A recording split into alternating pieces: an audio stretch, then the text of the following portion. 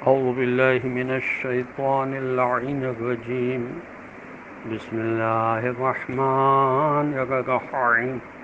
يا أيها الذين آمنوا لا تتبعوا خطوات الشيطان ومن يتبع خطوات الشيطان فإنه يأمر بالفحشاء والمنكر ولولا فضل الله عليكم ورحمته ما زكى منكم من أحد أبدا ولكن الله يزكي من يشاء والله سميع عليم. اللهم صل على محمد وعلى محمد وعجل فرجهم. سلام علیکم ورحمۃ اللہ وبرکاتہ. اللہ تبارک و تعالیٰ کا شکر ہے کہ سورہ مبارکہ نور جو قرآن مجید کا 24 نمبر کا سورہ ہے، اس کی آیت نمبر 21 کی تلاوت کا شرف میں نے حاصل کیا، جس کا ترجمہ یہ ہے کہ اے ایمان والو، شیطان کے نقش قدم پر نہ چلنا، اور جو شخص شیطان کے نقش قدم پر چلے گا تو وہ بے حیائی اور برائی کا حکم دے گا، اور اگر تم پر اللہ کا فضل اور اس کی رحمت نہ ہوتی تو تم میں سے ایک شخص بھی کبھی پاک نہ ہوتا، مگر اللہ جسے چاہتا ہے پاک کر دیتا ہے، اور اللہ خوب سننے جاننے والا ہے. اس جملے کی تشریح سورۃ البقرہ کی آیت 208 میں ہو چکی ہے. وَمَن يَتَّبِعْ خُطُوَاتِ الشَّيْطَانِ وَلَوْلَا فَضْلُ اللَّهِ عَلَيْكُمْ وَرَحْمَتُهُ مَا زَكَىٰ مِنكُمْ.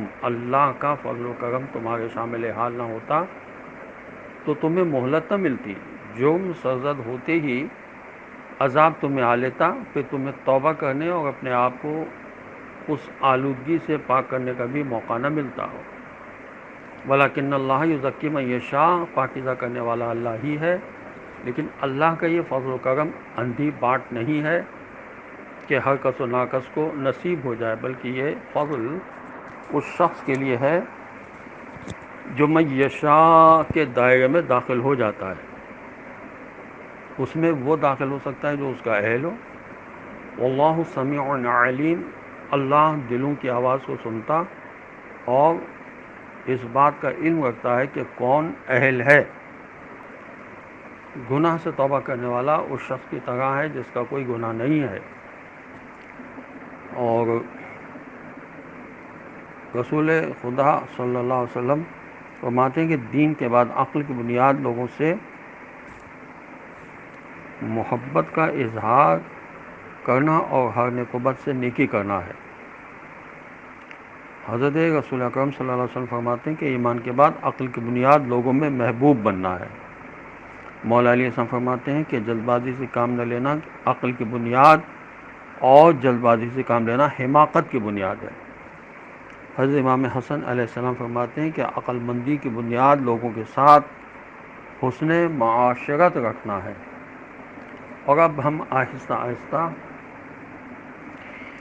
معرفت کی جو راہیں ہیں ان کا تذکرہ کریں گے. ہم نے پہلے بھی عرض کیا تھا کہ عام طور پر انسان کے لیے خدا کی معرفت کے 3 راستے ہیں: الف فطرت، بے احساس، اور جیم عقل یا برہان و استدلال.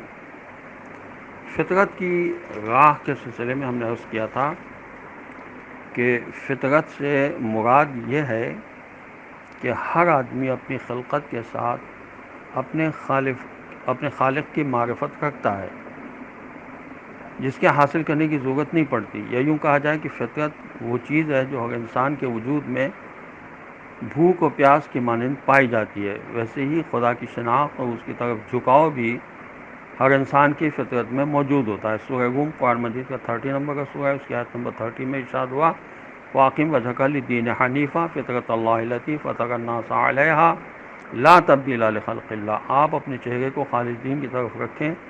یہ دین و فطرت الہی ہے کہ جس پر خدا نے انسانوں کو خلق کیا ہے، اور خدا کے قانون تخلیق میں کسی قسم کی تبدیلی ممکن نہیں ہے. اور سورہ زمر کی آیت نمبر 38 میں ارشاد ہوا: وَلَئِن سَأَلْتَهُم مَّن خَلَقَ السَّمَاوَاتِ وَالْأَرْضَ لَيَقُولُنَّ اللَّهُ. اگر آپ ان سے پوچھیں کہ زمین و آسمان کو کس نے پیدا کیا ہے تو یقیناً یہ لوگ کہیں گے خدا نے. السلام علیکم ورحمۃ اللہ وبرکاتہ۔